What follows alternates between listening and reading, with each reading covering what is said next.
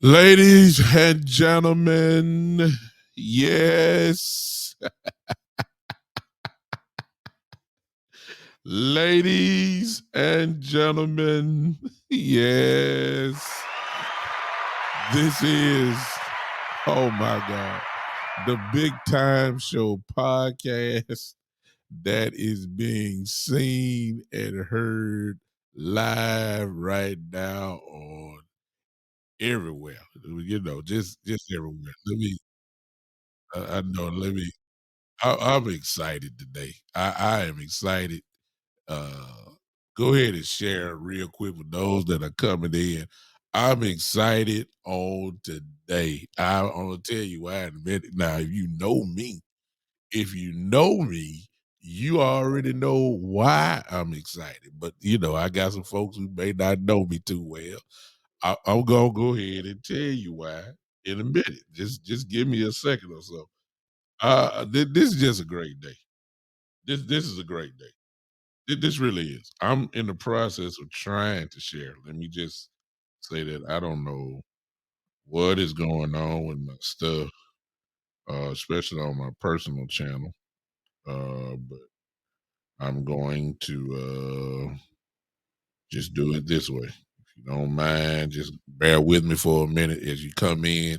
What's going on here? I'm excited today. Somebody, I can't see the chats yet.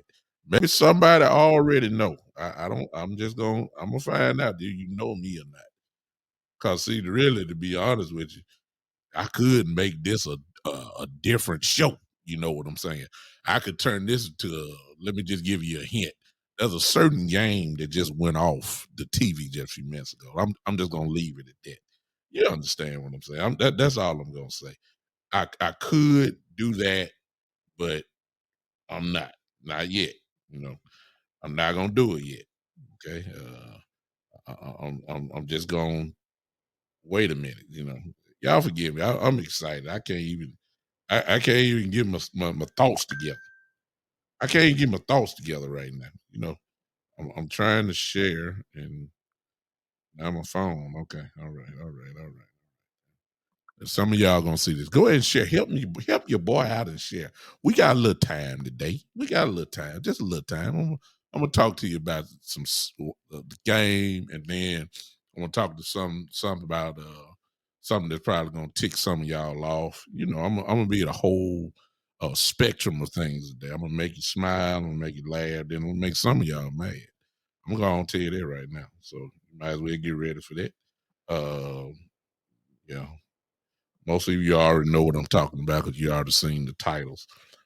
We're excited today. I gonna tell y'all now, since I'm not gonna spend a lot of time here. If you know me, you know that I am a Michigan Wolverine fan. You know that. You know that.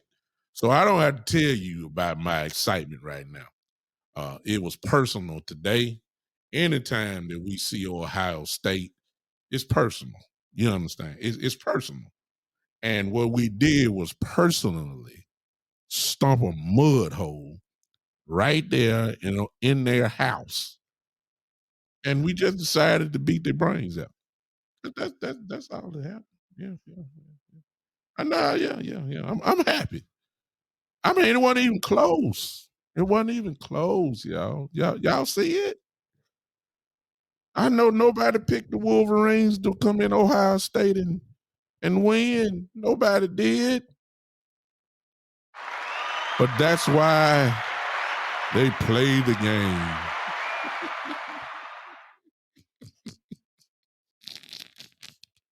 Man, we don't care nothing about Ohio State. All these Buckeye fans, we don't care. We don't care. We got bigger fish to fry now. Now we can say we're on the hunt for a national championship now. It's no question about it. Barring that we lose in the Big Ten championship game, I don't think it's gonna happen.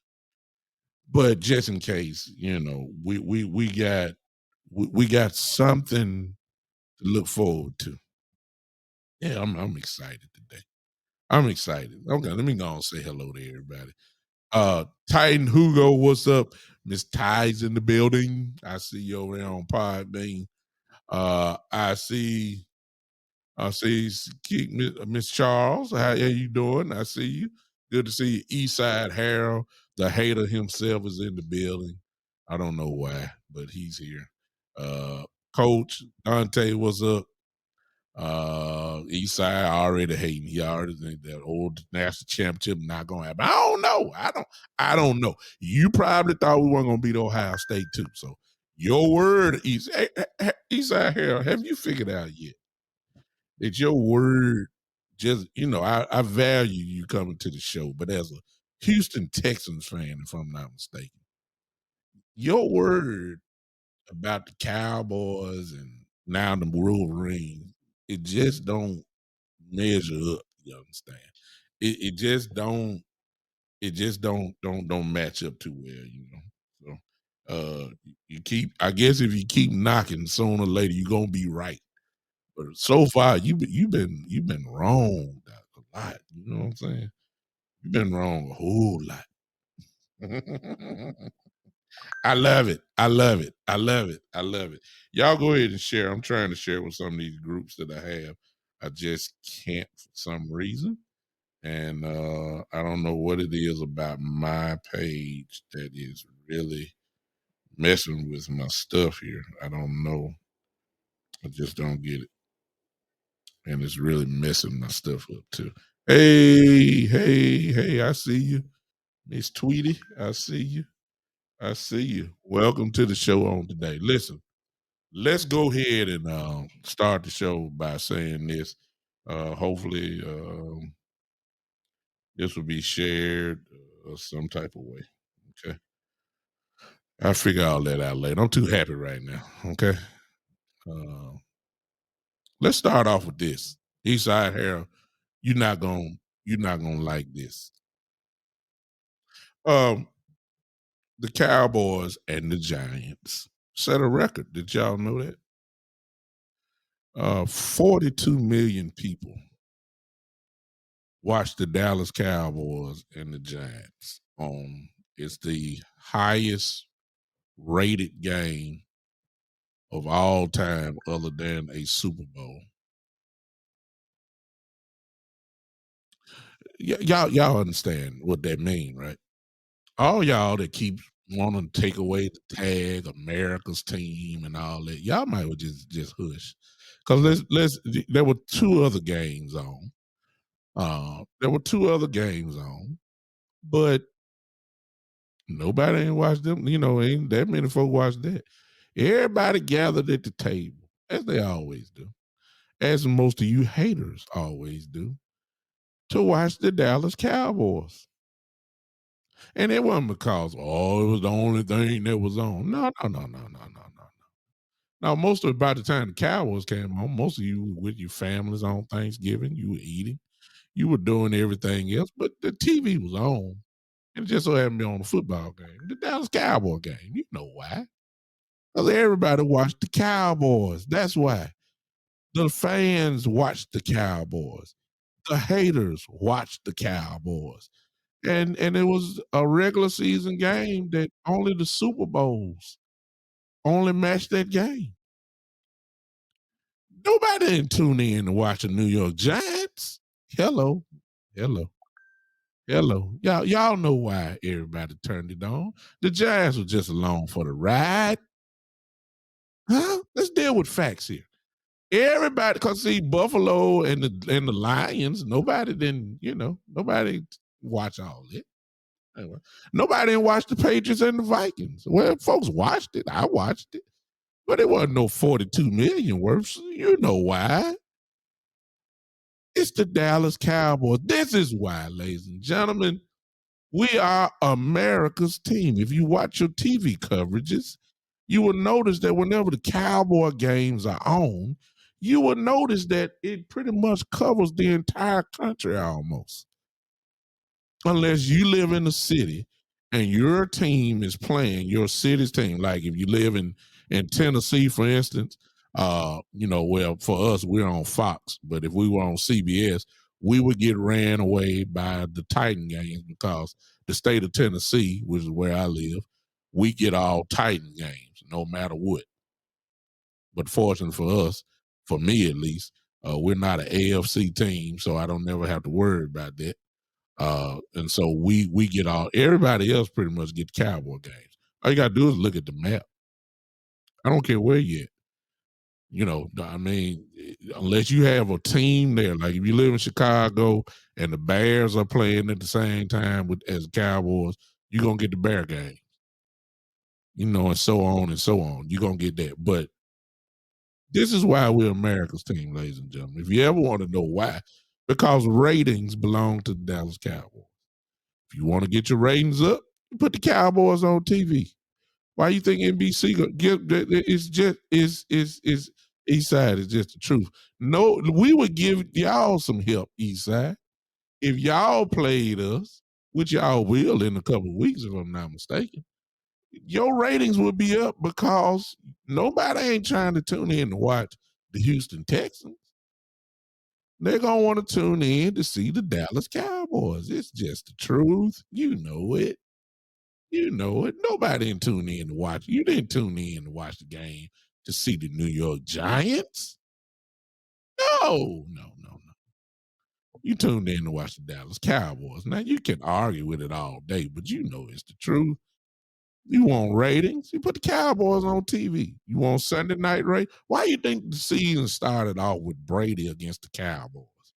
Why you think they put that on Sunday night? Why didn't they just put that on Sunday afternoon? It could have been America's game of the week on Fox. But no, they wanted to put it on prime time, 7 o'clock Sunday night. You know why? Yes, people want to see Brady. Now, I give that to him. But when you mix in Brady with the Dallas Cowboys, you're looking for some astronomical numbers. We finna put in it. Look, for the first time, it's gonna be a whole lot of Indianapolis Colts fans finally watching the Indianapolis Colts. Why? Because they're playing the Cowboys. Because the Indianapolis Colts fans don't even watch their own team.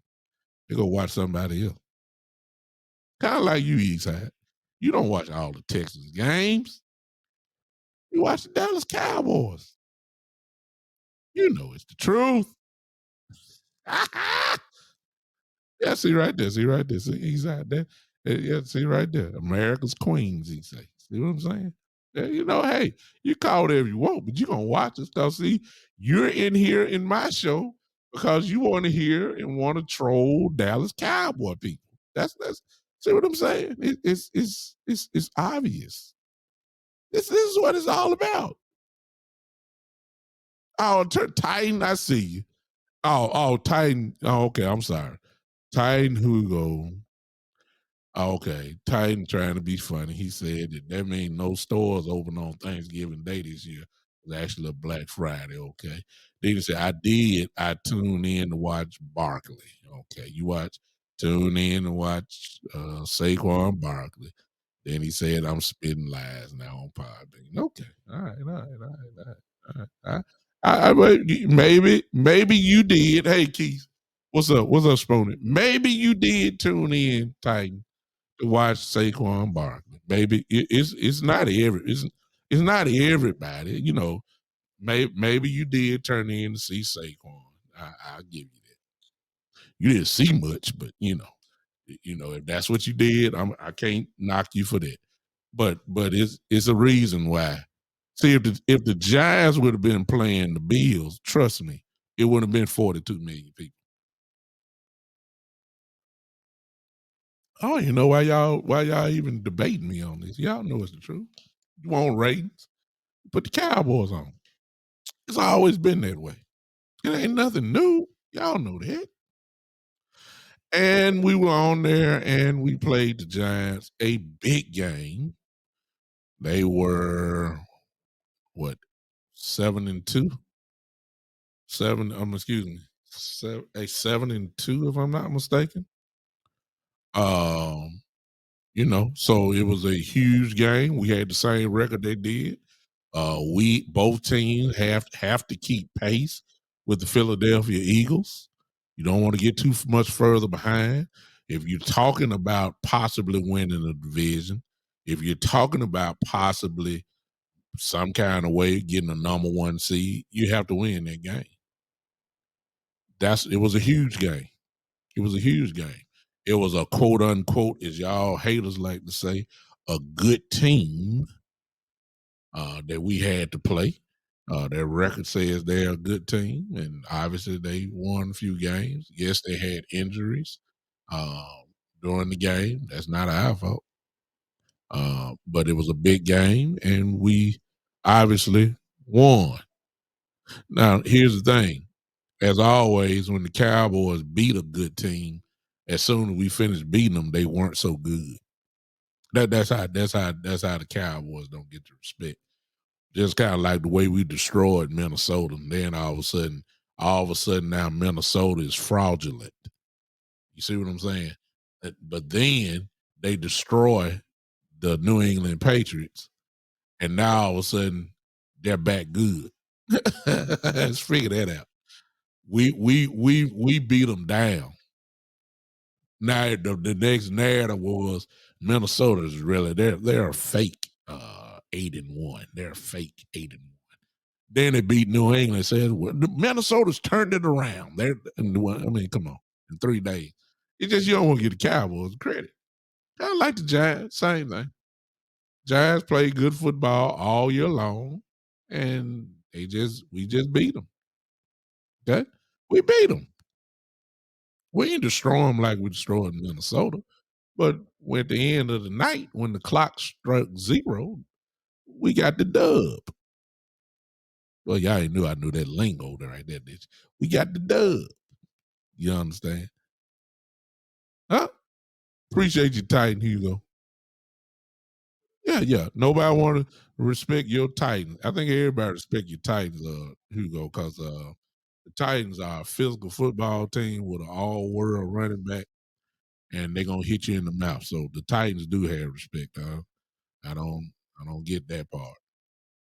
Uh, I'm coming East Side. I'm coming with that. I'm coming with Jerry in a little bit. I'm coming with Jerry in a little bit in the picture. Don't worry about it. I'm coming with it.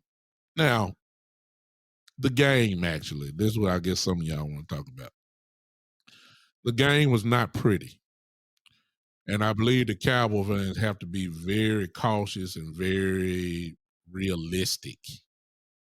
We're not going to play like we did against Minnesota every week. I mean, they played the perfect game against the Minnesota Vikings. I mean, they could do no wrong from start to finish.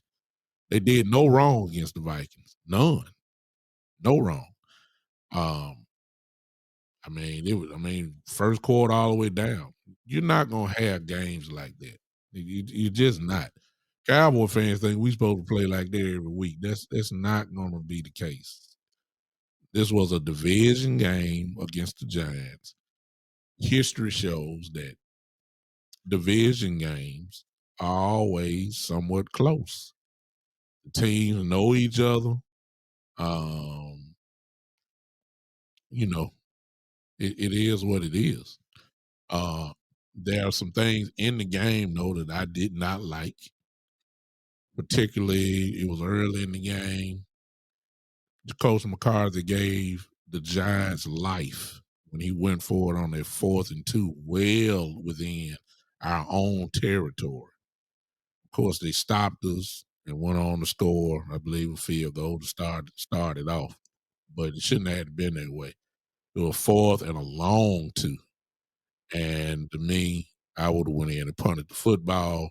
That started the questionable, usual Dallas Cowboy games that we are used to. The Minnesota game is not a game that Dallas Cowboy fans are used to.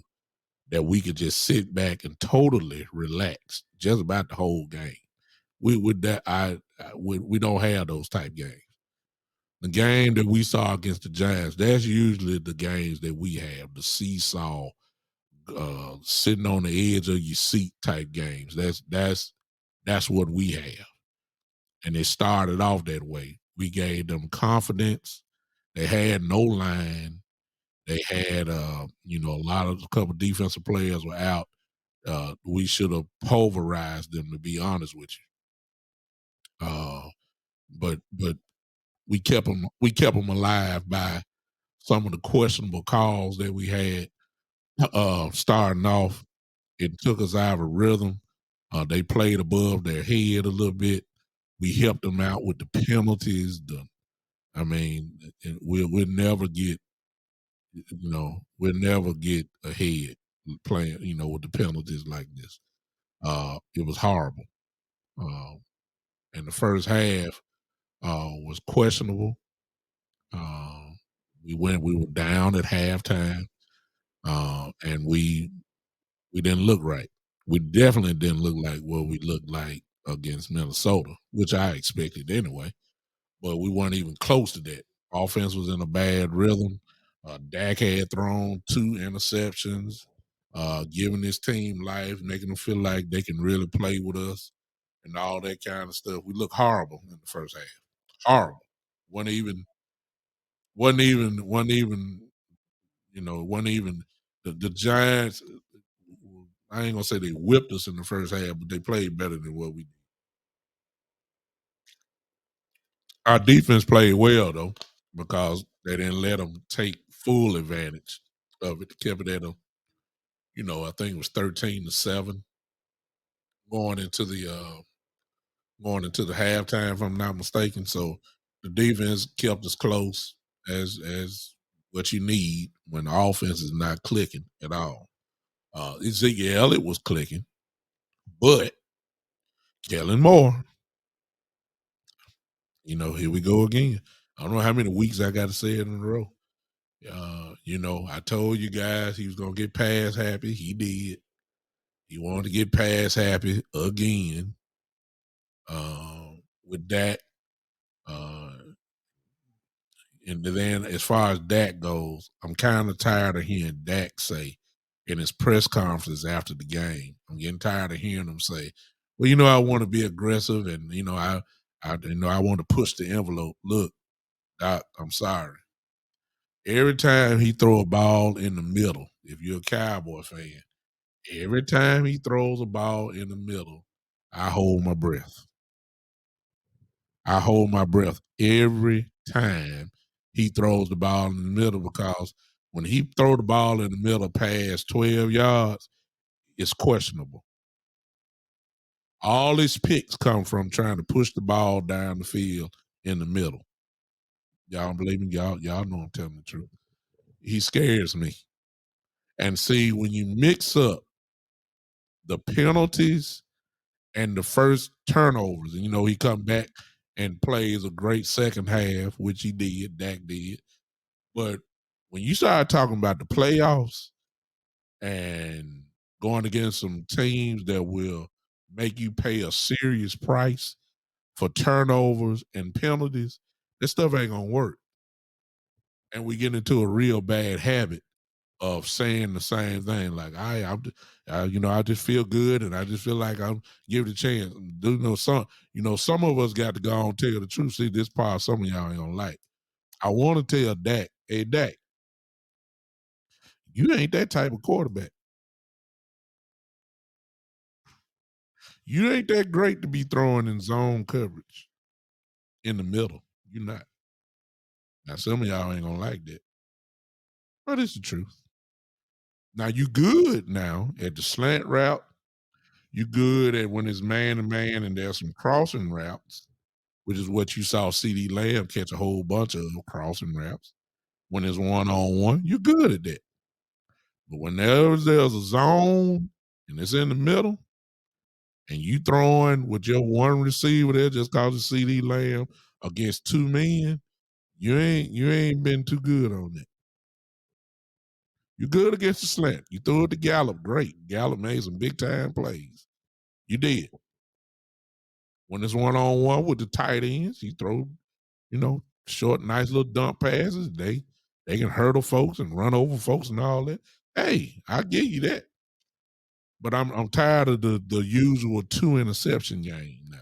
Get into a bad habit here. I ain't gonna say the usual because I can't say that because he didn't do it against Minnesota. It's just that when you ever just if you don't believe me, just go listen to his press conference. His explanations for the interceptions. It don't work with me. You do that mess against playoff teams, you're gonna pay the price. So they gotta get checked up real quick. Now, I'm just calling it like it is. I know y'all are some Dak lovers and all that kind of stuff. I love the kid too, but we gotta call it like it is. Gotta call it like it is. I don't have time. Look, those penalties and those type of plays will get you bit. It will get you bit in the playoffs. That's the kind of stuff to get you sent home. That's the kind of stuff to get you sent home. It will. Y'all know I'm telling the truth. Y'all know I am. Oh, you know why y'all is one of the wide receivers. Oh, I don't know what you mean. Hey, Jeff SoCal. I don't know. Say that again, man. It is one of the. It's one. It's on the wide receivers. Okay, I get what you're saying. You say it's on the wide receivers. I remember a couple interceptions before in other games because they didn't flatten out the routes. I give you that one, but Dak sometimes feel like he in the zone and he throws it up like he threw it there, and that's what he said in his press conference. Usually those balls get batted down, but this one came up. That's exactly his words. Well, guess what? You don't have to throw it up. You don't have to throw it up. Not in no zone.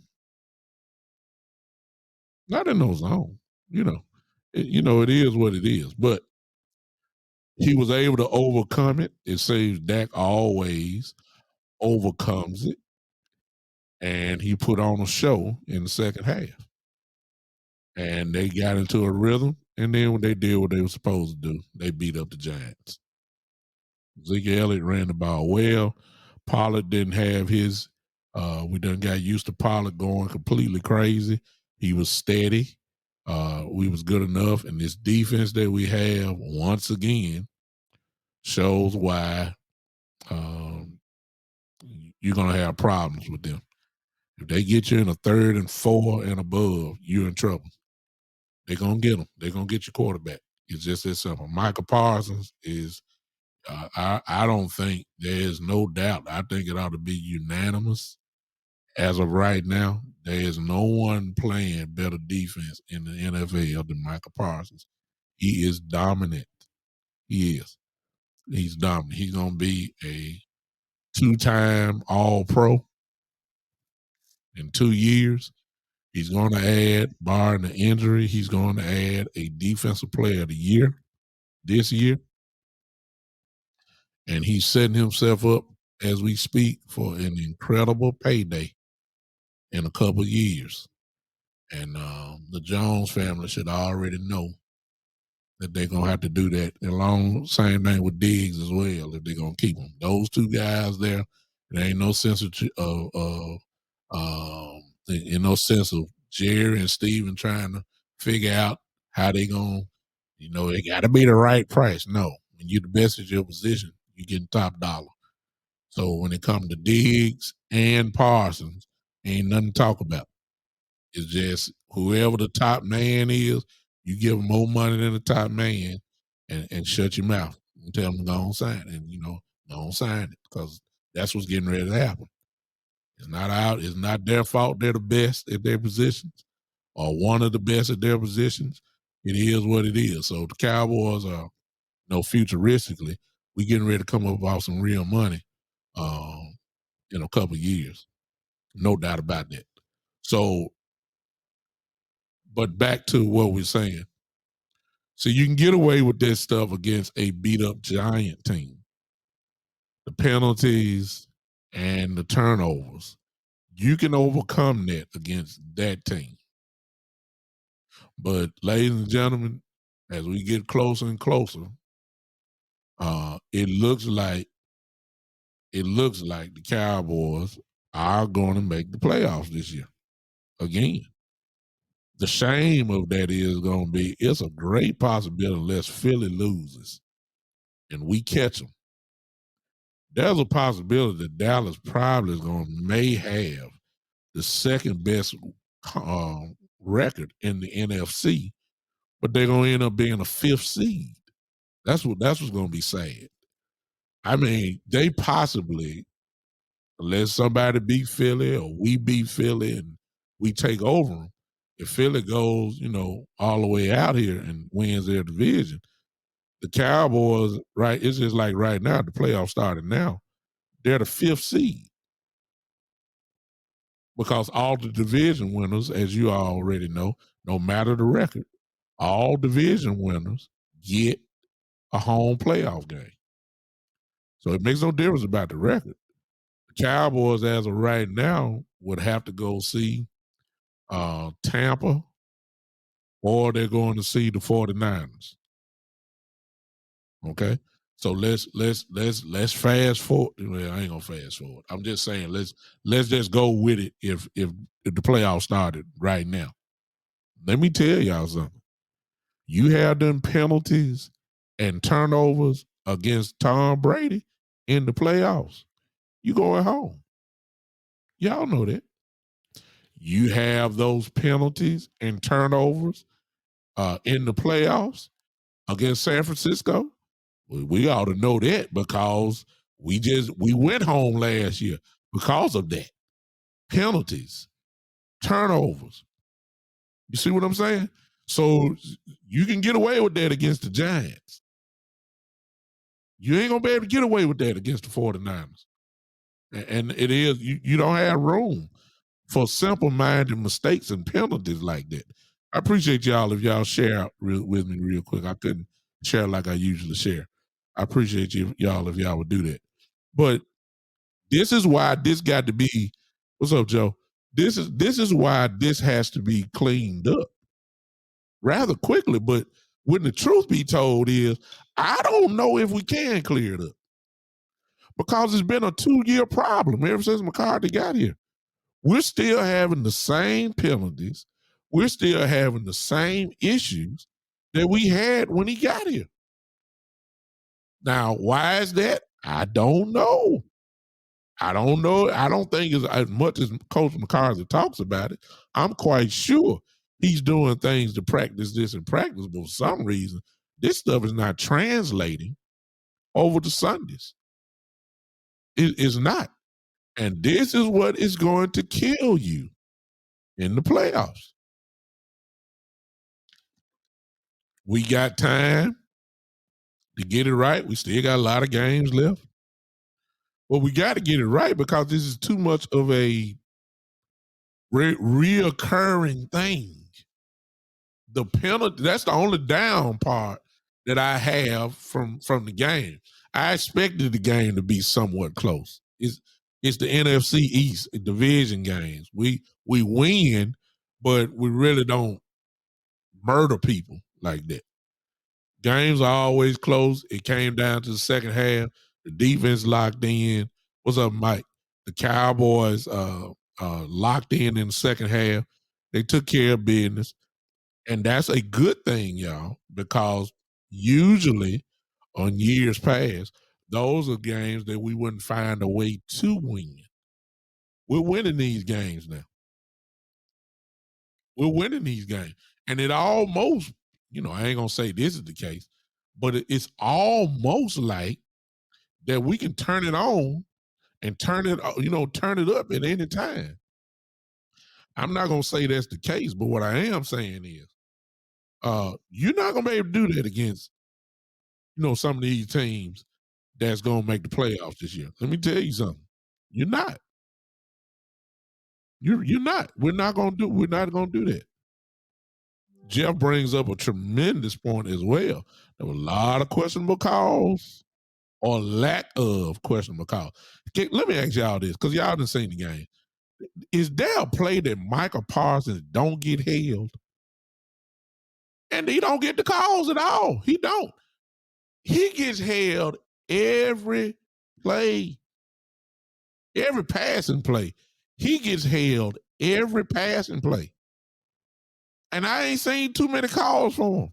I don't get, just out of respect for who he is in the league and how dominant he is, usually those type of pass rushers gets those calls. Michael Parsons not getting them. I don't understand that. When it's so obvious. Like the ref be right there looking.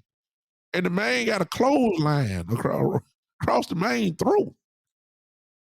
And he still don't get the call. I mean, I don't get it. There were a bunch of holding calls, and we do hold. Uh, but it's just the timing of it. I mean, like, good Lord. Now, one negative, and then I'm gonna get to um, our defense real quick. One other negative. Well, I'll get to the defense now. Is it me, y'all, or is Anthony Brown?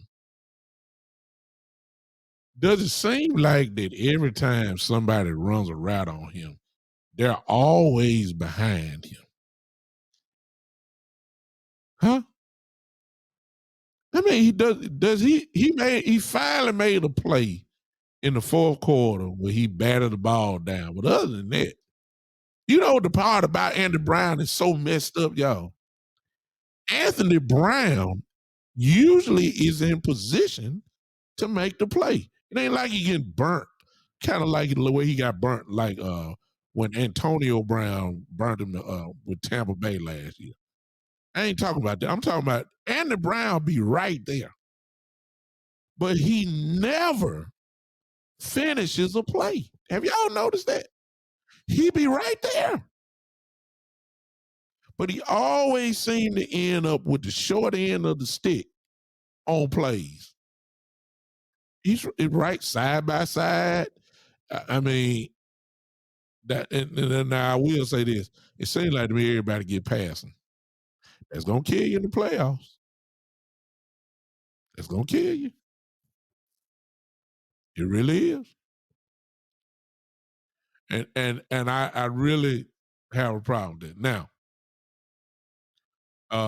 my Kellen Moore moment of the day. My Kellen Moore moment of the day. He just can't help himself. Jeff is absolutely right here. This is what even the sad part. As much as we talk about Andy Brown, Jeff right here is so right. He still is the second best cornerback on the team. Boss man fat ain't ready.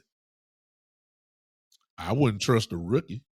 I never trust rookies playing cornerback. I never trust rookies. I never have. I don't care who you are. I don't care who you are. I never have trusted rookies in playing, especially playing one on one with no safety help over the top. I never liked rookies playing out there. So Bland is decent as a third corner. Playing in the slot, which he can do. But as far as line them up one on one, the truth of the matter is, Anthony Brown, the Cowboys are giving every opportunity to everybody to take the main job. That's why they drafted Boss Man Fat. Second rounder. He just never taken over the job. He never took over it. Well, and some of that has to do with injuries, but some of that just have to do is, as of right now at this point, he's not better than Anthony Brown. He's not. What's up, Coach? I see you in here. It's just the truth. The Cowboys drafted Boss Man Fat with plans for him to take over that spot. He got injured last year. He missed a lot of time, so you couldn't do that. But he came in this year because he had that little thing over his head that he didn't get charged with. But he's had ample enough time.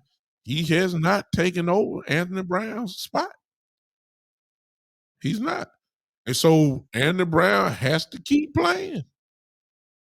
I don't like that I've always said that he's solid. I ain't gonna kill him. It's just that it seems like to me everybody gets behind him. All right.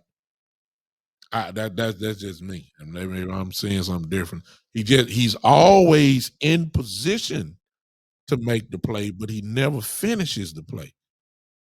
That's the only part that I have a problem with Andy Brown. He ain't he's always there. He just don't finish the play. He just don't. And we'll take our chances. We ain't got no choice but to take our chance with that. Now, Kellen Moore.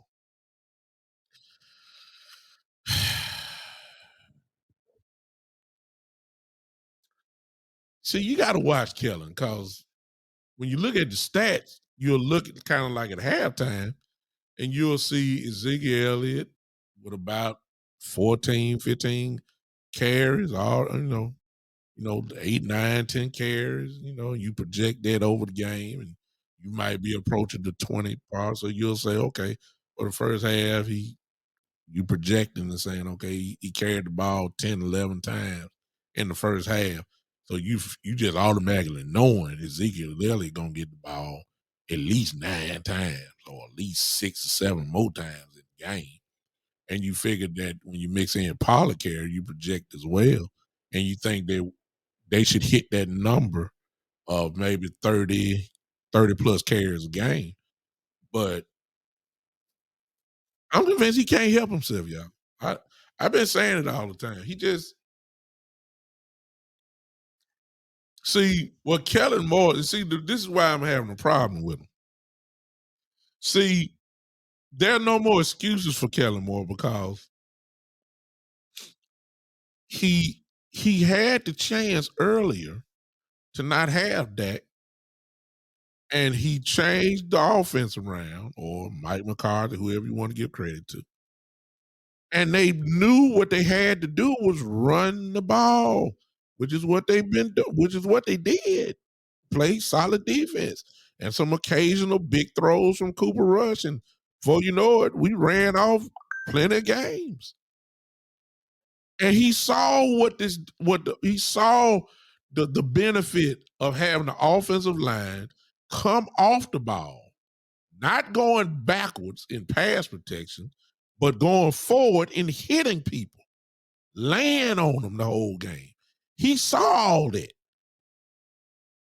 And then when he saw Dak Prescott, his eyes lit up.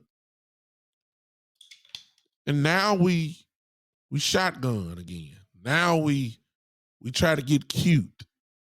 Now we're and all this talk, and I just gonna throw this in. All this talk about Odell Beckham, I don't want him. I'm not saying he wouldn't make our team dangerous or whatever. I don't want him because I know what Kellen Moore gonna do. That's the reason why I don't want him. I don't want anything to take away from us running the football because that's the way we're gonna win. You bring Odell in here, y'all think he throwing now with Noah Brown and Gallup and CD. You think you think Dak is throwing now. Oh my God. You wait till Odell get here if he comes. He gonna take an amnesia pill and forgetting about the running game. You already seeing signs of it slowly but surely. He's look, the offense is scoring. Part of that is because of the emergence of CeeDee Lamb.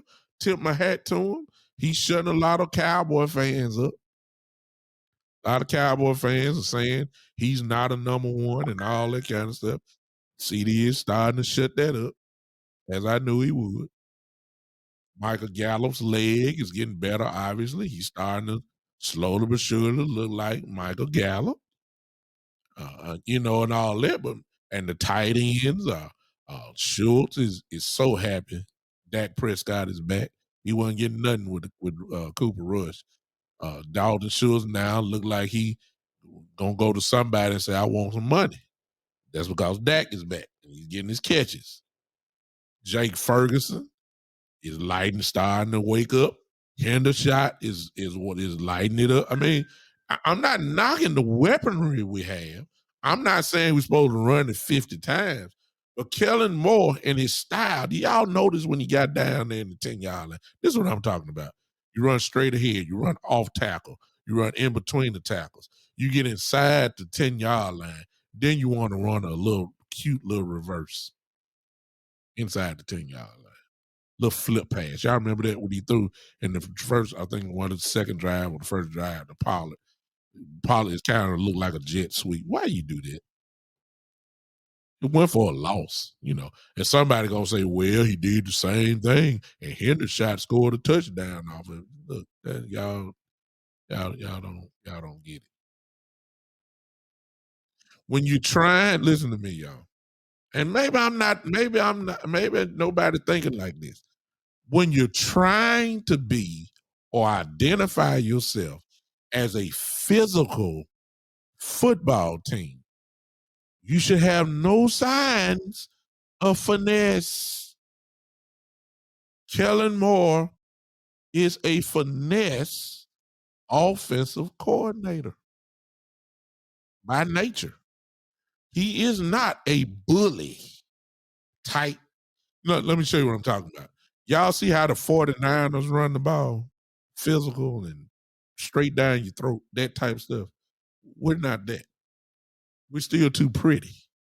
We're effective now. Don't get me wrong. We are effective, but we're too pretty because our offensive coordinator is a finesse offensive coordinator. He is. And some of these calls that he does, I don't care what the stats say because, see, I already know what some of y'all saying. But since Dak got back, they ranked first in points. Since Dak got back, they came all the way from the bottom. I expect that. It's Dak Prescott, y'all. I expect it. I most certainly know that a Dak Prescott offense, a Dak Prescott led offense, is not going to stay at 28th or 29th in the league in offense. I expect that from Dak. I expect it. So it's not a surprise to me. I'm talking about these questionable calls. These questionable calls by McCarthy, 4th and 2, deep into your own side of the field. And then the play call that you run, you stack everybody up and just run it straight up the middle on a long 4th and 2. Like, come on, man. Come on, man. What happened to the zone run? What happened to the RPO right there? Come on now. What happened to spreading them out a little bit and running about? Don't pack everybody in. Come on now. I don't get it. It's these type of calls that will get your butt sent home in the playoffs. It don't take but a few mistakes in the playoffs to send you back to the house. See, we got away with it with the Giants. You're not gonna get away with that stuff in January. You're not. Because the Cowboys, I thank you, crowd. Thank you. Listen, the Cowboys, unless they catch the Eagles, record wise, in other words, win the division, the playoffs that we're talking about, they're gonna be on the road every game. They're gonna be on the road every game, unless some upsets happen in the second round. You might slide, that type of stuff. But you're not gonna get away with this stuff on the road now. I don't watch football too long. I didn't seen it.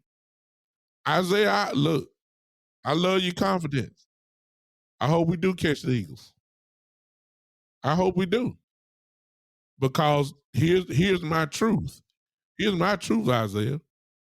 The truth of the matter is, from what I done seen, this last month, the Dallas, and I'm not saying because I'm a homer, okay?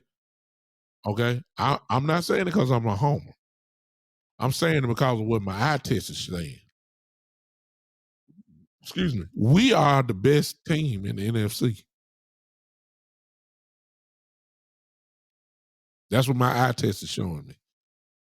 There's no better defense in the NFC than us. There might be a slight argument there with the 49ers, maybe. Okay.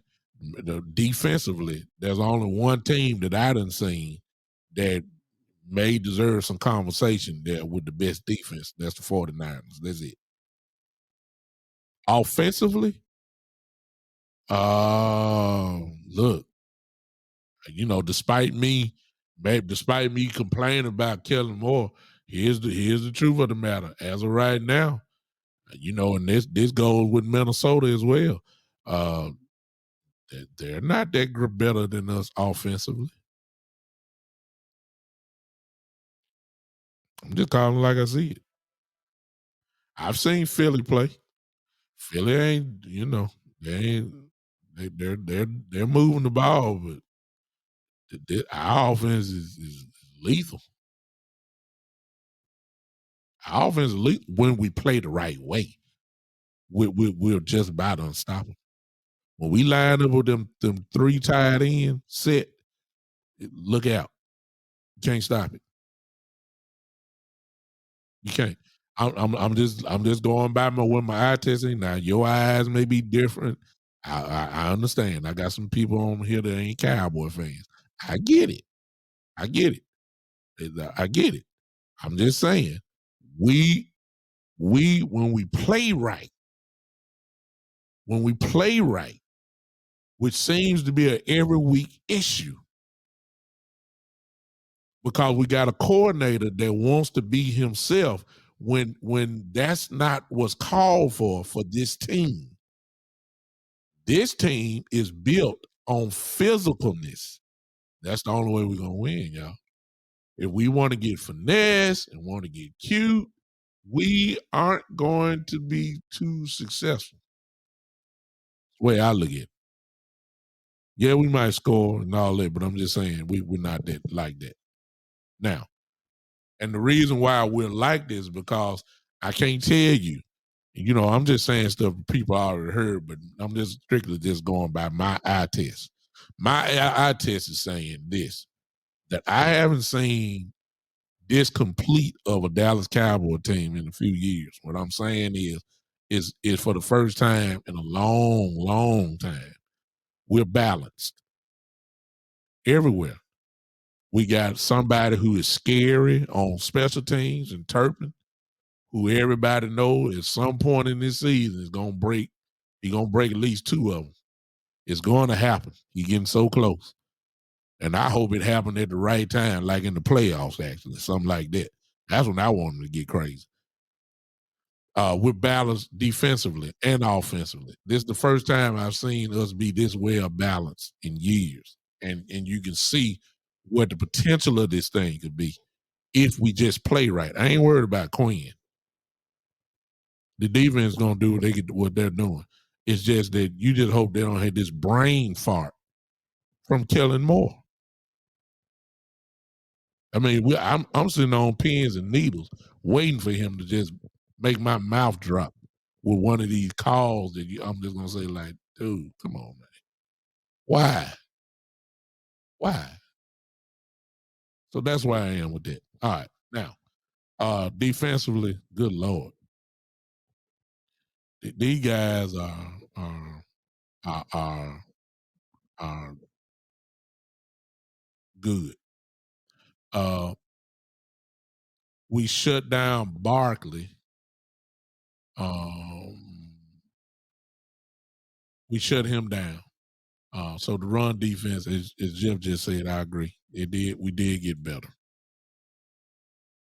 But at the same time, they were playing with a bunch of backup linemen. So, we got to get a whole context. So you don't really expect Saquon to go off with every position being backups.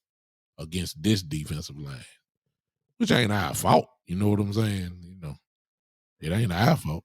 But I wasn't expecting a lot. Once I saw all the people that were not going to be playing, I said, "Oh man, our defensive line should dominate these guys." And they didn't, but we did enough in the second half that we shut things down. So let's just be fair on it. Let's just be fair. All right. Now, I'm sorry. I need to get my ticker going. I'm sorry. Some of y'all don't follow me.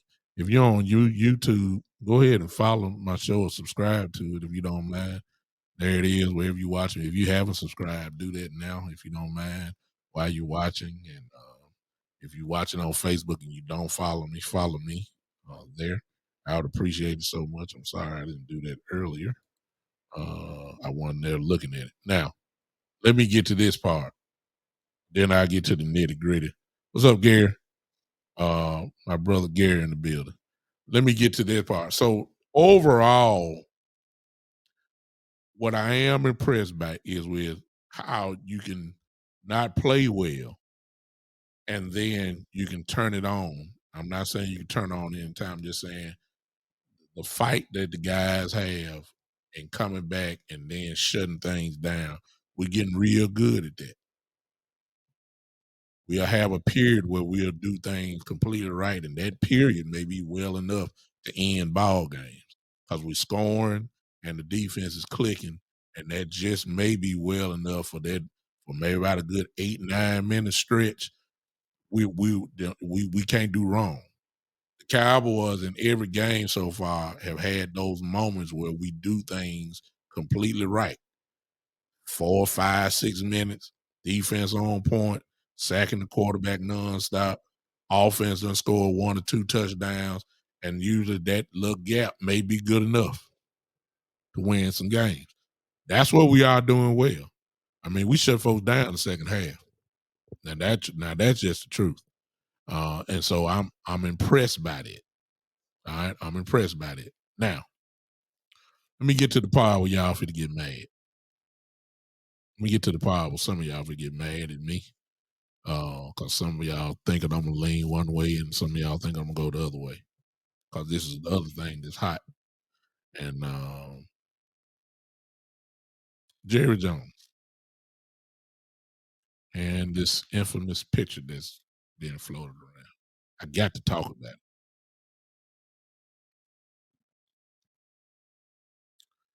Let me start out by saying this. And I am a man of the cloth. Most of you know I'm an assistant pastor here in Memphis. I believe in forgiveness. I believe in grace. I believe in mercy. That's what God gave us. We should do the same. I also believe in the theory it is what it is. Yeah, see, and right then I had a whole bunch of people getting ready to leave me. So I'm gonna stick with these people that's hanging with me now. I believe in it is what it is.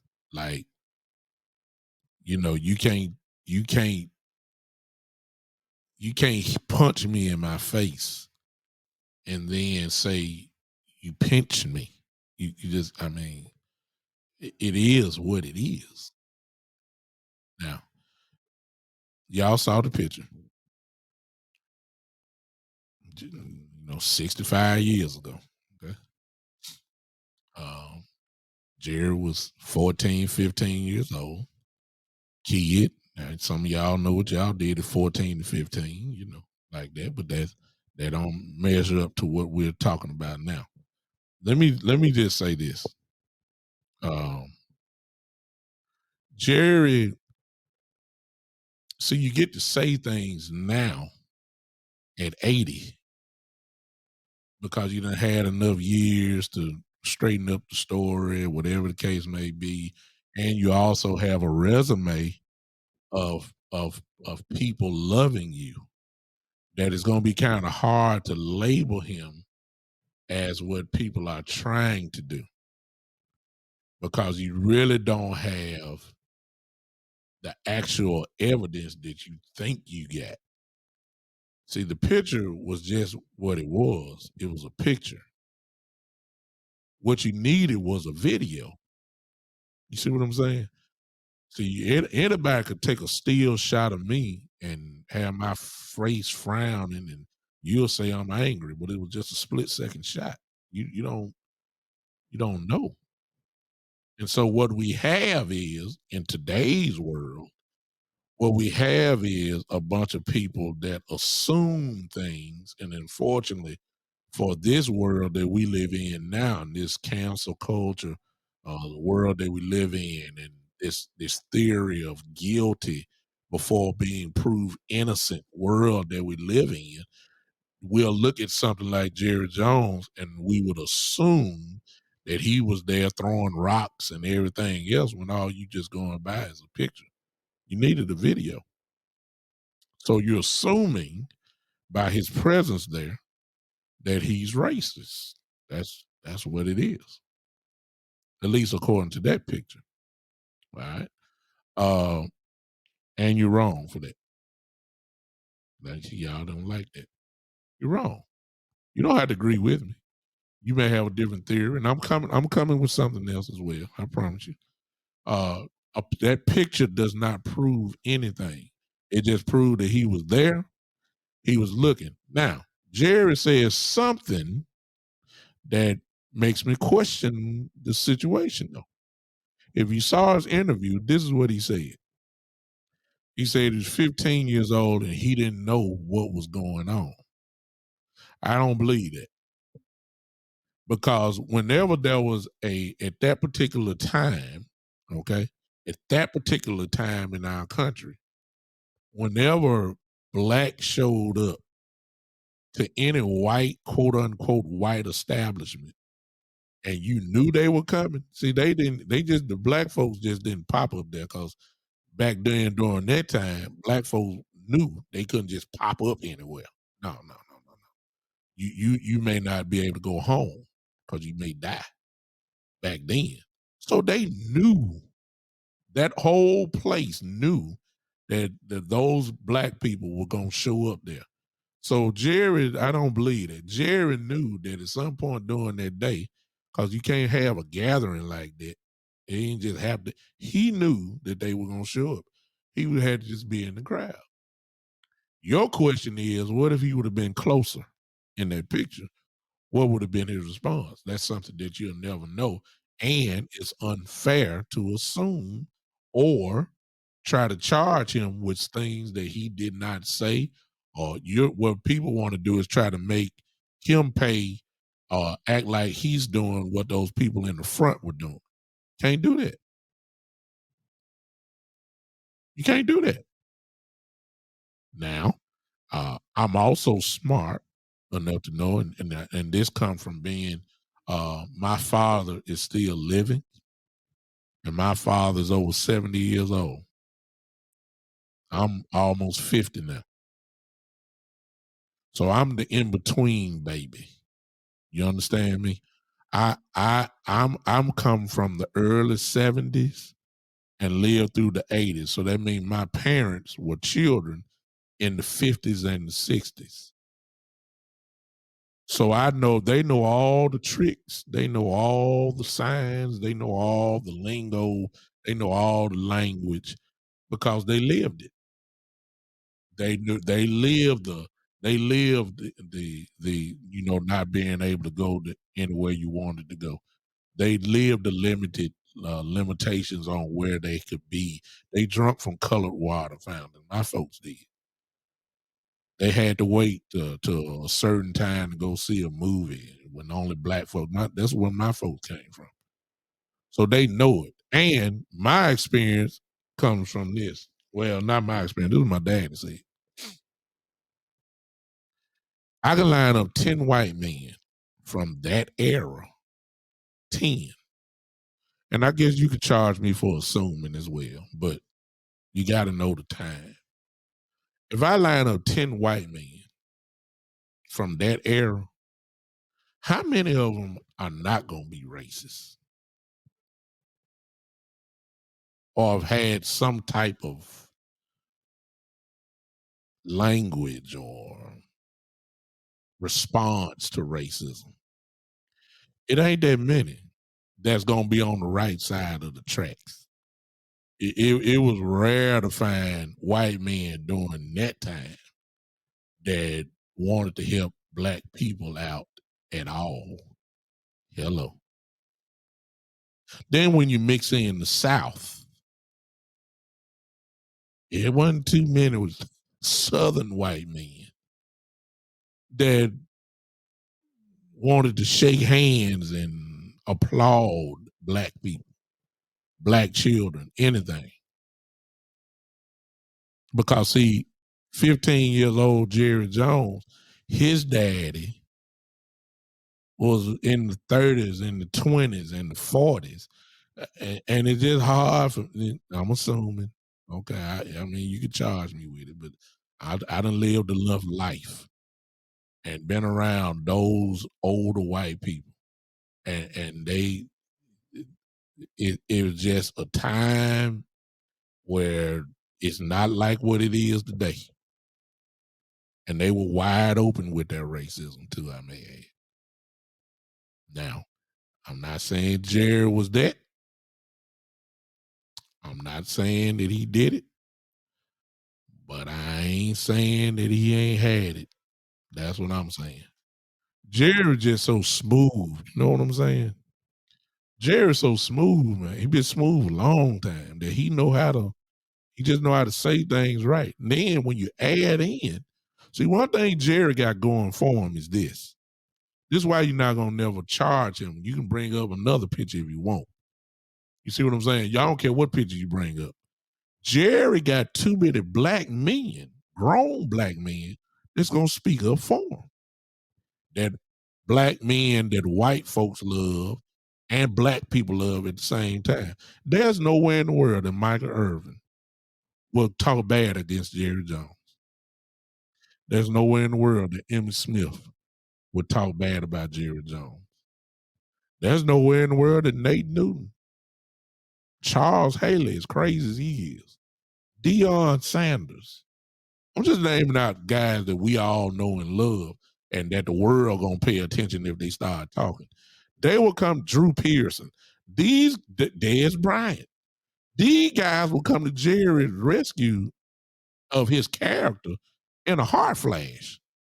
And it's gonna kill this narrative that's saying he's a racist. They're gonna say ain't no way in the world. He's helped me and my family after playing football. He's put me in business after playing football. Michael Irvin loved this man. Deion will tell you he loves him. It's too many folks that will come to his defense. Then, if you notice the report, y'all, and I understand, I appreciate y'all hanging with me. Listen, notice where the report came from. The Washington Post. What did Daniel Snyder say a few weeks ago? Daniel Snyder, y'all know who that is. That's the owner of the Washington Commanders. He said that he gonna take some folks down with him if he got to go, because there's reports that he might be selling the team. He said he gonna take some folks down. He gonna take some folks with him. He said he had enough to take out every owner of the NFL. Do y'all find it a coincidence? Why did that picture come up now? I mean, it's just too many. I mean, why now? That picture that ain't the first time that picture has been seen, encircled. They say, hey, that's Jerry Jones. That ain't the first time. This is not the first time. First time for some people, but not me. I've seen it 2 or 3 times. It's not the first time. Why did we bring this up now? Why? That's we can speculate and question that. I just find the timing of it. It kind of reminds me slightly of Deshaun Watson.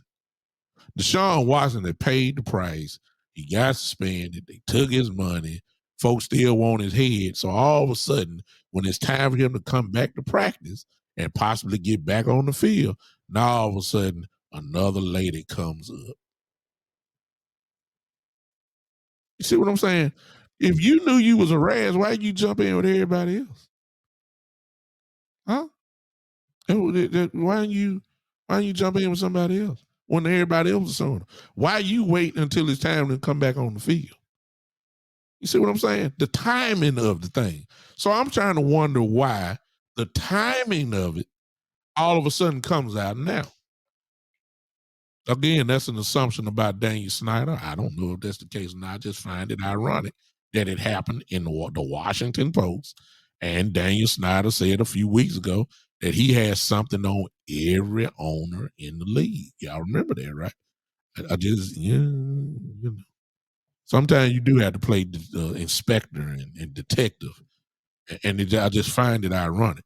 Now, this thing ain't going to last long because Jerry Jones has a relationship with too many black people that love him. I even heard Stephen A. Smith just said a couple days ago, and y'all know he the Cowboy chief hater, him and Shannon Sharp. But Stephen Jones, I mean, Stephen A. Smith said that he loves the man. Of course, they've had time together, a lot of time together. He's been good to me. That's what he said. He's been good to me. Call him, all that stuff. It's 2 minutes. And Jerry, if you don't believe it, go to YouTube, pull up Stephen A. Smith's response to Jerry Jones, and Stephen A. went to bat right there for him. So it's gonna die out anyway because there's no evidence of what you saw from a picture 65 years ago. 65 years ago. And the picture is not going. And I know you say guilt by association. Some of you may say that, and I'm not knocking you if that's the case. I'm not. I'm not knocking you. You want to believe that he's this and that. That's up to your thoughts and whatever, and if you want to do that. I'm not knocking it. I'm just saying you needed a video to see what Jerry did, not a picture. A picture just leads to assumptions. A video tells everything. And of course, during that time, there was no such thing. Well, it was some videos. It just wasn't like, with no camera phones and all that kind of stuff. There were videos because we got footage of old football and basketball games and all that kind of stuff. It was there. But I like I said before, Jerry Jones is 80 years old. My life experience, and I hope that I got some Caucasian brothers and sisters in here. My life experience as a black man, I don't know too many 65 plus year old white men that was shaking hands 100% on the right side of the track of racism. That ain't my life experience. And I see you, Coach Breedlove. Coach Breedlove saying in Arkansas, let's not be blind though. In his youth back in Arkansas, where he's from, best believe he was taught some things. Of course, that's what his parents taught him. I'm saying every white man, no matter what part of the country you lived in, it was just that particular time where racism was just the way it still is here.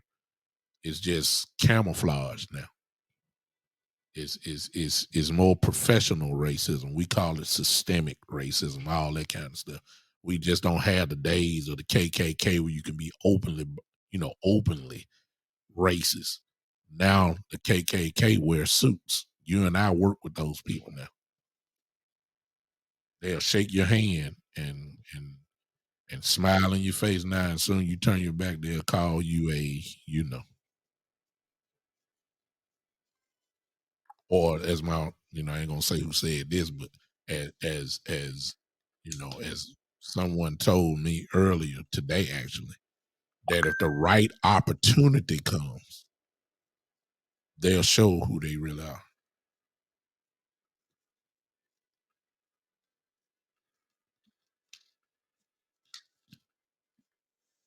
Oh God, yeah.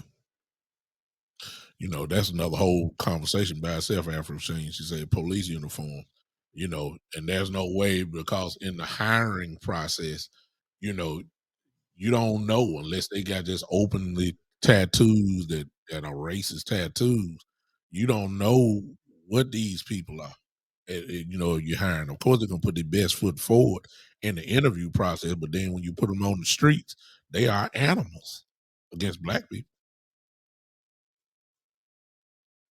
Then you question them after they accidentally shoot somebody, or the black man dies and all that kind of stuff, or the George Floyd knees on the neck, or the Tamir Rices, and the list go on and on. You don't find you start to question it after, but what happened to the questions before? Jerry Jones is a Southern 80-year-old Caucasian man who was an oil man, who was also a rich white man. And I'm sorry. I'm sorry. I just ain't never seen or heard of too many old, rich, oil men, white men, privileged white men. And I'm gonna call it privilege. He worked hard to get what he had, so I'm not gonna call him privileged. I've never seen those type of guys, especially at that age, all of a sudden act like they got a NAACP card. No, no, no, no.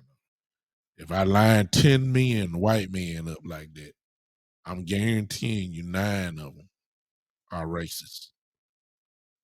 Jerry, very well. Hey, he could be the exception. And then again, he could be just smooth enough to disguise himself so well. He's brilliant with the media. He's been that way a long time. He can talk himself out of anything. And he's just professional and smooth enough to talk and act like he's on the right side of the track. When really in actuality, behind closed doors, he's not. The Kaepernick situation told me a lot about Jerry Jones myself. But Jerry Jones took it from a business standpoint. Like anything that's gonna mess with this money of mine and the brand, you will not be a Dallas Cowboy. You remember he said that? And anybody kneel on this team, you will not be a Dallas Cowboy. That's what he told us. Then he got it and he put on national TV, took a knee with the team. But a lot of folks question that, like, really, come on, Jerry. We know you really don't want to kneel. But the bottom line is he got on national TV. He knelt for a second and got up and moved on. He did that. But a lot of us don't really believe he wanted to do that. Jerry disguised and say, "Hey man, y'all not gonna mess up my money now. Y'all, I don't care who you are, white or black. If you take a knee or you don't stand up during that national anthem, I'm not gonna have these sponsors talking about we gonna take this money away from this organization. You're not gonna do that. For instance, you say to do the wrong thing. Look how Kanye has paid the price. Adidas gone. This company gone. This company gone. This is the world that we live in now. Billionaire one day, now you're a millionaire now. Folks would take look at the price that Kyrie Irving had paid. Lost his contract with Nike, lost all this. Please understand, Jerry ain't finna do that. Jerry not finna let you mess up his $1 billion empire. And the black or white. So he put that on notice real quick. Now a lot of us took it as I be dang. This man ain't racist. And then there was some of us that said he might be racist, but at the same time, one thing that he loved more than anything is his money. And based off what you've seen with Kanye, and based off what you've seen with Kyrie, you know that people will take away millions of dollars for you saying or doing the wrong thing. That's why Jerry responded to this stuff, this picture. That's why I said all that to get to this. Although it was 65 years ago. 65 years ago. Jerry had to address this situation because of the culture that we live in now. You will pay the price for what you did 65 years ago. That's how the world is now. They will make Jerry Jones or anybody else. Case in point. Uh, case in point. Uh, I don't think this is just a good comparison, but you know, Bill Cosby paid for things that he did in the 60s and the 70s, whether it was true or not.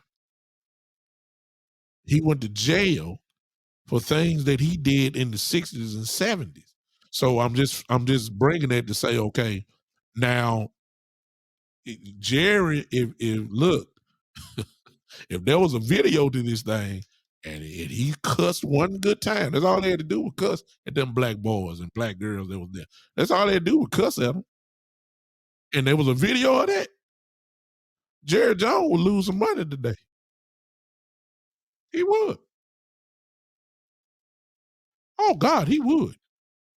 And so that's why he addressed it, y'all. It's gonna die out. There are too many black people that will stand up for him. And what they saying, watch this, and what they're saying about Jerry, the black people that will stand up for him, is the truth. Is their truth. He has taken care of them. He has set them up with businesses. He has made them money. Since then, you notice how all these places got cowboys everywhere, post, for analysts and game shows. Mike Irvin, NFL Network. That's where he started. Troy Aikman, Monday Night Football. Romo, CBS. Notice Romo walked off of the field, went straight to the booth. How y'all think that happened? It wasn't because he had a resume. Moose Johnson, Moose, in the analyst booth. Jimmy Johnson, well, he probably had nothing to do with Jimmy. I'm saying all these Cowboys. All these Cowboys got all these jobs. Drew Pearson making more money now than he did when he was playing. It's because every time you see him, he around Roger Staubach and Jerry Jones. You're going to have people that Nate Newton. You can give Nate Newton a job. He worked there at the Star. Barry Church, Standback, all these guys that played, they work there now. Jerry's taking care of something. And the only reason why I'm saying now, I don't know Jerry. So I can't say it. I don't know. I don't have a personal relationship with him. I don't know. I believe the other guys that I just talked about, they do. You can't, Michael Irvin, y'all already know what Michael Irvin gonna say about him. Dion, Charles Haley, as crazy as Charles Haley is. You know what he gonna say about him. They love this man. That's why it's gonna die out. It's gonna die out. For every negative that people want to throw up to Jerry, these black brothers, Stephen A. Smith already started. You're gonna have some black people that's gonna come right back and wash this stuff right down the toilet. I get you, my Coach Breedlove. I get you. You say they were slaves, they stayed with their masters too. They changed what the master was. I'm not even gonna argue point, Coach. I'm not even gonna argue point. I don't know him. I don't know him. But what we can't do, okay? What we cannot do is assume. We living in a world now where assumptions it's the court of public opinion.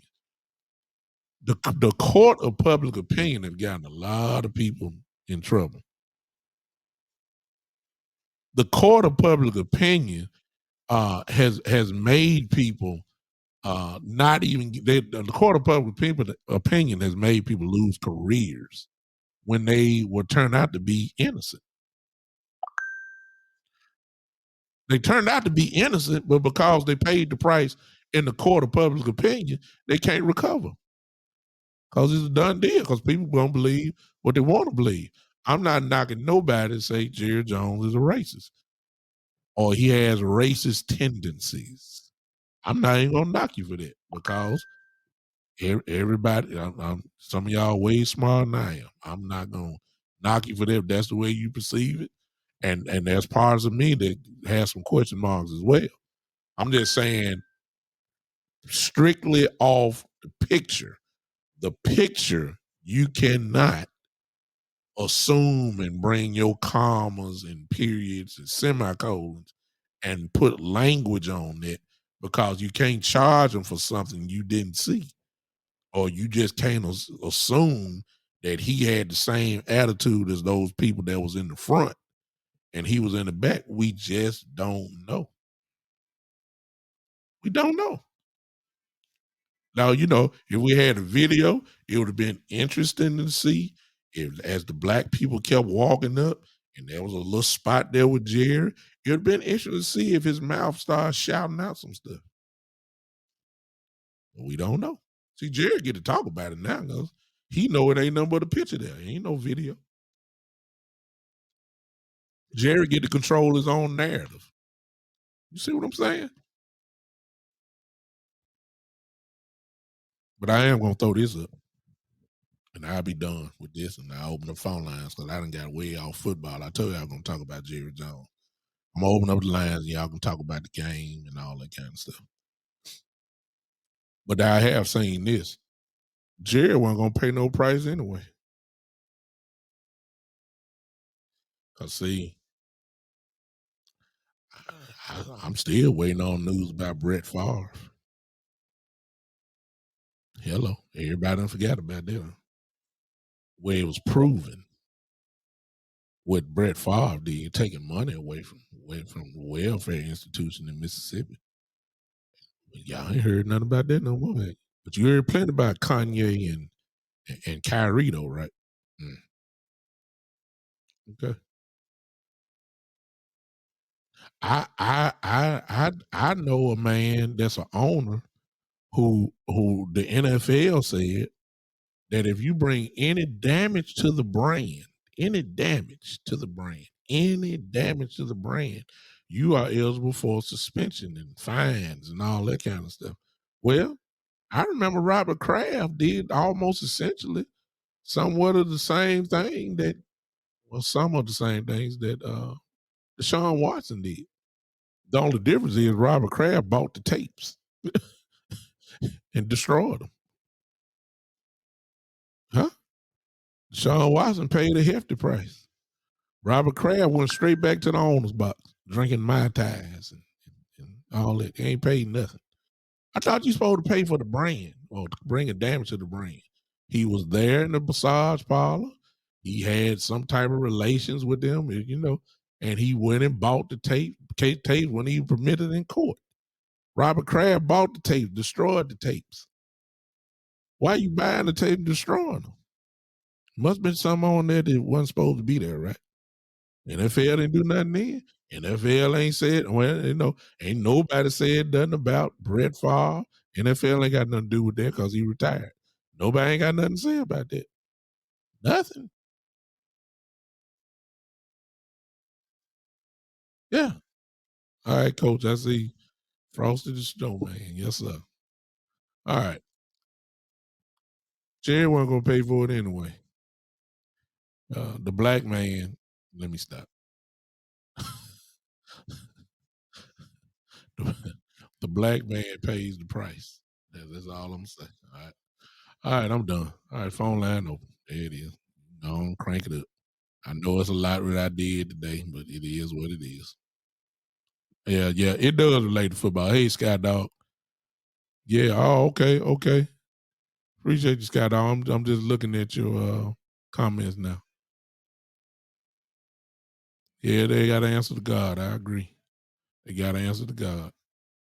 Uh, he said, what did Deshaun Watson actually do? You know what, Scott Slide Dog? There are a lot of people that are still answering that same question. What actually did Deshaun Watson do? Because some of them people that charged him, they lied. Some of them women that said he did something, they lied. Hello. You know, if the man, let me stop. Let me stop. All right. Phone line open. Let me stop. Phone line open, y'all. Y'all can call in, uh, recap about the game. We got to clean up penalties. If we're really talking about doing something, we got to clean up penalties, and we got to shut down some of these little turnovers. Those type of things will get us killed in the playoffs if we make it. Um, Defense dominant. Parsons dominant. Just got to stick to the script. Can't try to get cute. We're trying to be physical. That should be our identity. Finesse. There's no more room for finesse football. I don't want Odell Beckham Jr. because I know what Kellen Moore is going to do. He's going to forget that he's going to forget about running football as he always does. That's pretty much what I took from the game because I can see the signs of Dak throwing the ball a whole lot. Slide Dog said, "Do you think our defense will be able to stay strong for the rest of the season?" Yes, yes, no question. That defense will travel. Our defense will travel. Uh, they got attitude problems, which is what you need for playing defense. They're physical, and they will get at your quarterback. That's going to travel anywhere. My only question is, what is Kellen Moore going to do?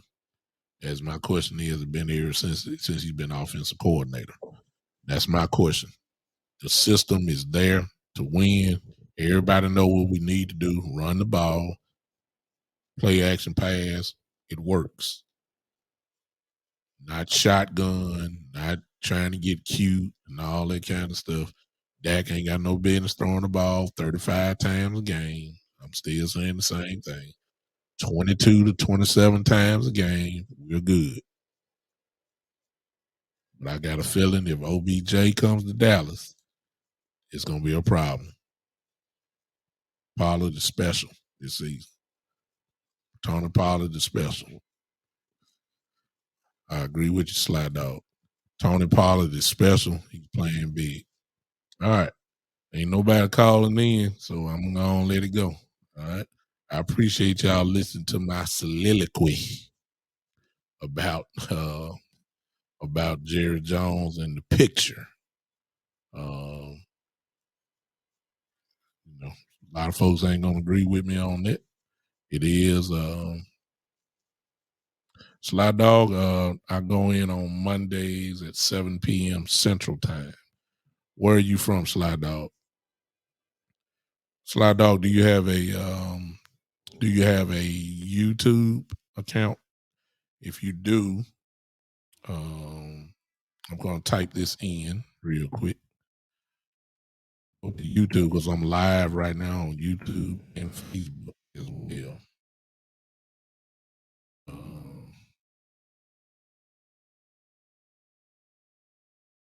Go to there.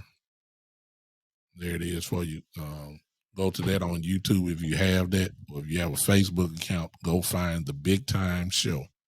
The Big Time Show, and subscribe. There it is. Subscribe, and you can watch me live there. You may not, if you want to just do it here on Podbean, you can. I'm live on Podbean as well. But if you want to do it live where you can see me and all that kind of stuff, you can go there now. I got a few minutes just so if you have that, you can go there now and let me know if you're in here when you come back. If you're gonna do that. I'll stay here live so that way you'll know which Big Time. I got to try to trademark my name because there's a couple Big Time shows there, and some of them not active. And I need to trademark myself so I can make them pay for using my name. You understand? I'm Big Time. Ain't no doubt about it. Spoony. Spoony says, "Do you think that Dak finally gets it now and he will check out of the ultimate pass plays? Or do you think Dak is all in with Kellen's playing?" Now, I got to give Dak some credit, though, Spoonie. Dak is actually, he called a lot of those plays at the line. So he gets an initial read, and then he checks into the play. If you notice, he's kind of slowly but surely starting to do that Peyton Manning type thing, and he's looking good doing it. So what that lets us know is that he's reading defenses well. Every quarterback is going to throw an interception every now and then. So Peyton Manning threw it, Brady threw it. So let's not get crazy, over crazy because of Dak throwing a couple interceptions. When you look at the balance of it, he's called a whole lot of better plays than he did bad plays or had bad results. So he's doing a great job these last few weeks. They're giving him total power at the line of scrimmage. He's checking into both passing and running plays. So I think he's doing a great job. He's shutting a lot of folks up too, though. See, it's not a coincidence. A lot of people want to say this and that about that, but when Cooper Rush was the quarterback, we were about 28th with Cooper Rush, 28th, 27th. Ever since Dak been back, they number one. I mean, that's a big jump. So this narrative about Cooper Rush being the man, that's getting shut down week by week. Yeah. Well, that's good. I don't want him passing the ball a whole lot, Afro Sheen. I don't want him passing the ball a whole lot. Me personally, y'all, I think Dak Prescott is not on that level yet. I don't think he throws the ball well in the middle unless it's one on one. If it's a zone, he gon' he's just not he's just not he in a zone from zero from 10 yards and in, he'll light you up. And sometime if it's a crossing route, he will get you in a zone. But as far as throwing it straight down the middle in the seams and stuff, he ain't that accurate to me. If it's one on one, I don't mind Dak throwing because our receivers I think are good enough to beat anybody. Um, and Dak hits them. I get him there. But I just don't think he's not the type of quarterback you say, hey, throw the ball 50 times and we want you throwing. See, there's some quarterbacks I don't mind throwing 50 times. I want Josh Allen to throw it 50. There was a point in time I didn't mind Aaron Rodgers throwing it 50 times. There's some quarter I don't mind Mahomes throwing it 50 times. You actually want that. You don't want Dak Prescott throwing it 50 times a game. You don't want him throwing 30 times. You don't. You don't. It's just the truth. It is what it is. All right. Any more questions? Because I'm gonna get on out of here. I'm still celebrating Michigan, lighting up Ohio State today. No, I'm fired up. My team look like they're gonna make the playoffs again. Joe says I'm 61 years old and I love Frosty the Snowman. There ain't no doubt about it. Ain't nothing wrong with that, y'all. Kid in us. The kid in us. I don't know if I'm gonna watch it or not, but uh but hey, I wouldn't mind sitting there. I got an 8-year-old son. I see if he want to sit watch Frosty the Snowman. He still wait, go to bed early, waiting for Santa Claus to show up. So we ain't gonna kill that by no means. We ain't gonna kill that at all. Listen, I'll be with you guys on Monday night. And look here, here's another thing that I didn't hit on. You know, this is perfect. I see you spun on my answer. This is perfect. We got 10 days off. That's another almost like another buy. Man, that's big. We got another 10 days off. Folks get healthy for the stretch run. This is awesome. It's right on time. Zeke can sit down because Zeke looked real good.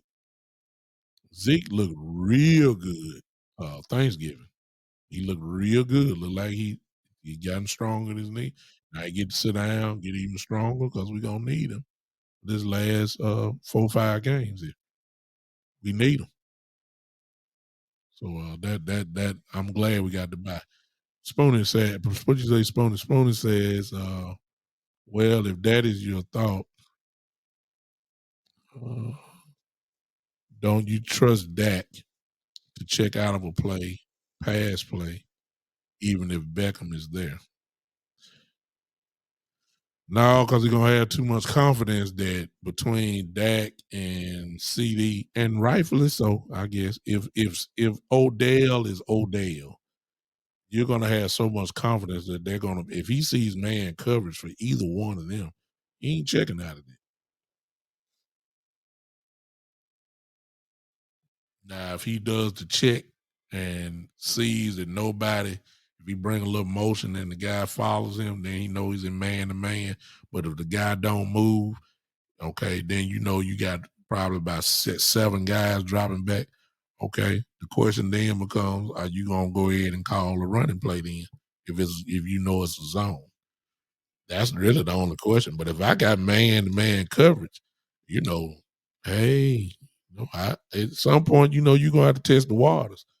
You're gonna have to make sure CD is what he is. And I don't, you know, depending on what Odell is, if Odell is Odell, you gonna take your chance with Odell going one on one if that's the case. I just don't want I just don't want the toy of Odell to show up and the temptation of having an Odell, CD Lamb, and Michael Gallup on the field at the same time. I don't want three wide receivers. I want three tight ends on the field because that's what's working. I don't want three. I don't want three wide receivers. We saw that last year, and we don't run the ball. I want three tight ends on the field so we can pound the ball. That's the identity of this team this year. I don't see. I know what they would do with Kellen Moore. He gonna want to throw it up nonstop. And then you'll look at the stats at the end, and you'll see Ezekiel Elliott with 11 carries, Pollard with 8 carries, and all they ran is 19, 20 times a game combined. That ain't what we want. You'll see Dak Prescott 35 to 39 times throwing. No, I don't want it. I already seen that. It didn't get us nowhere. Put a lot of numbers up, put a lot of stats up, but then we didn't win nothing. I already seen it with Cooper, Amari Cooper, CD Lamb, and Michael Gallup. I saw that three wide receiver set.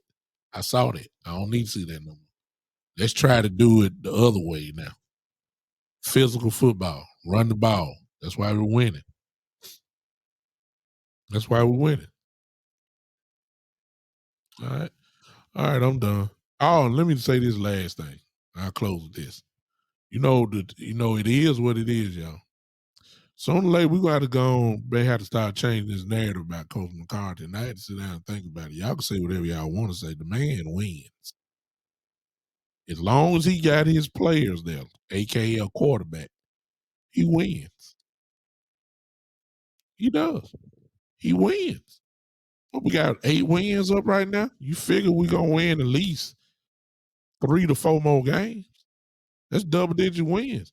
See, the Cowboy fans and what the Cowboys haters do, they mess y'all up. See, our success is if we won the Super Bowl because we done let Stephen A. Smith, and guys like that kind of change the narrative on the season. Like if we don't win the Super Bowl, then you get to say, "Well, yeah, won the Super Bowl in 27 years," and all that kind of stuff. See, I'm looking at it quite differently. See, I'm looking forward to the Cowboys making it to the playoffs for 2 years in a row. How about that? How about that, y'all? Okay, look, we're not used to going to the playoffs every year like the Packers do and like Brady does. Can we just start making the playoffs consecutively year after year? Like before the season start, some of y'all already got teams that's penciled in that that you say gonna make the playoffs. Dallas usually ain't one of them. Dallas is not usually one of them. You'll go back and forth, and we've had good teams still didn't make the playoffs. I'm just happy we're starting to win enough to make the playoffs every year. Now, it's a little different though. McCarthy won 12 games last year. 12. It looked like he on pace to do this again. So all y'all that's calling for his job, and I understand you got to do it in the playoffs. It ain't cause he not, we 8-8. See, we done got so used to 8-8 that we it's hard for us to just celebrate. We won double digit wins. This man is winning. He's winning. Huh? I'll say this about Joe. Joe says, for me, the toughest games are Tennessee and Washington. We got a tough game coming up against Indianapolis. Reason why is because, and we'll get into this probably starting Monday or a little bit later on, but they run the ball well. Our Achilles heel is run defense. Jonathan Taylor ain't no joke. They gonna run the football. And they're playing inspired. Ever since Jeff Saturday has became coach there, they're playing good football. Matt Ryan don't I get it. I'm just saying they got what it takes to match our Achilles heel. Said Matt Ryan don't scare me. Jonathan Taylor and that offensive line, though, they're a problem. Jonathan Taylor is back. And let's not act like we just automatically gonna stop the run now. So anybody that can run the ball against us usually does, makes games close. So Jonathan Taylor is there. Um, the other game that you should have put down probably is the Houston Texans. That's who probably shouldn't scare you as well. Houston Texans on the thing. Tennessee definitely will be a tough game, and Washington will too. But I think if the Colts don't scare you, the Texans definitely shouldn't scare you.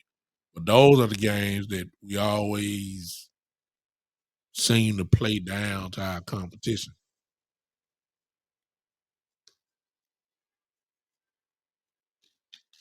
So we're just here. All right. Game by game. Indianapolis is next. We just got to lock in on Jonathan Taylor and then punish Matt Ryan. A unmobile quarterback don't stand a chance against our defense. If you're a pocket quarterback, you're going to get hit. We know where you're going to be at. We coming for you. We just got to stop Jonathan Taylor. So our run defense is about to get tested these last 4 to 5 weeks. They're about to get tested severely. Jonathan Taylor up, Derrick Henry, Antonio Gibson, Jacksonville, Travis Etienne is a good running back as well. They run the ball pretty good. Houston, they got a pretty good running back there, but we ain't scared of them. I mean, we're about to get down. Of course, we're playing Philly again, who's gonna run the ball. So we're about to find out just how good our run defense is in these last 4 to 5, 6 weeks.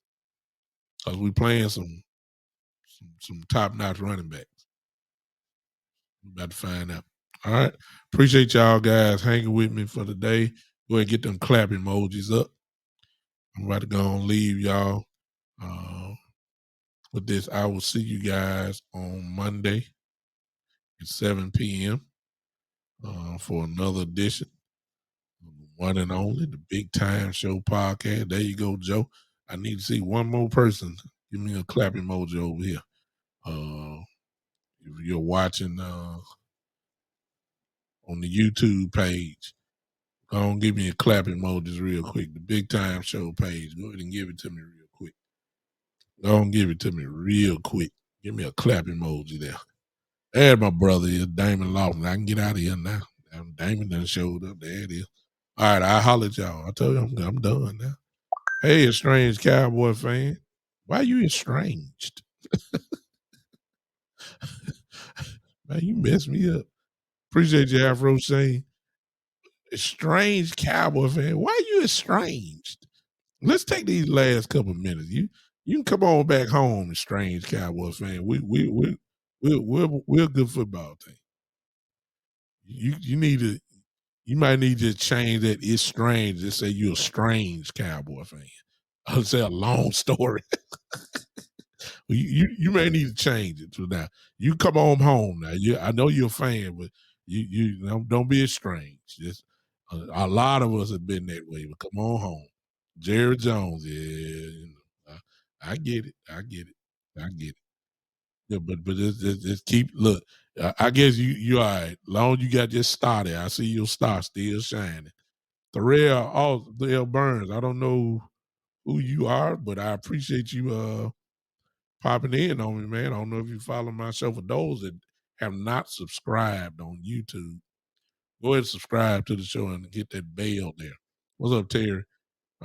Hit that bell there if you're on YouTube. If you're not having subscribed, do me a favor and hit that button there. Subscribe to the show.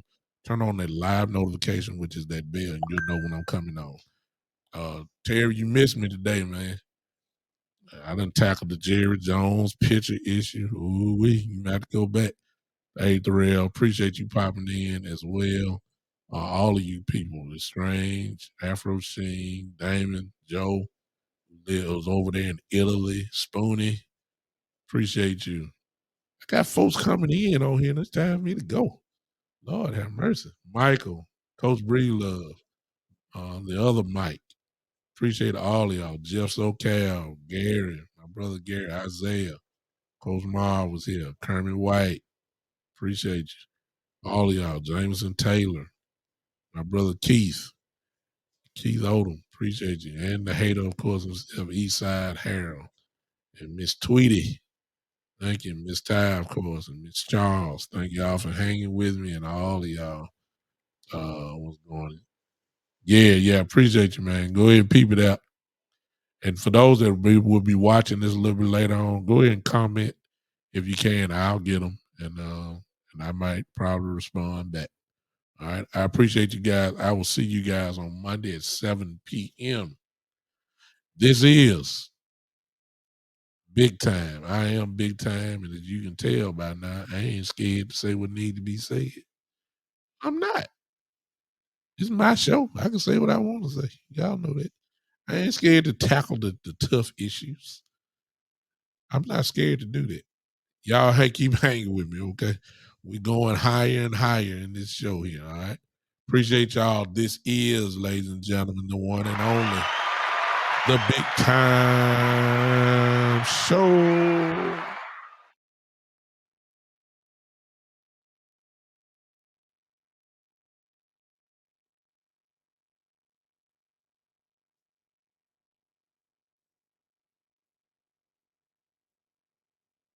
I mean, ooh, I got myself in trouble. But in spite of that, put your hands together. Woo!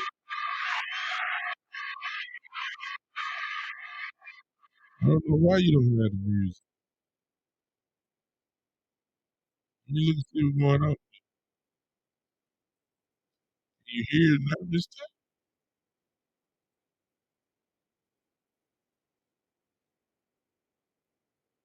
Oh, okay. I don't know why.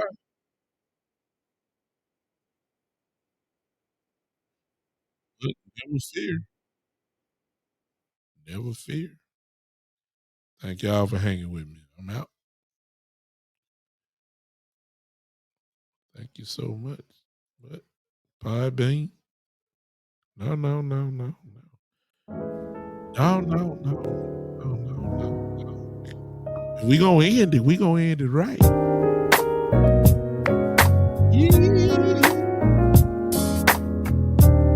I need y'all to clap your hands. Oh, it sound nice.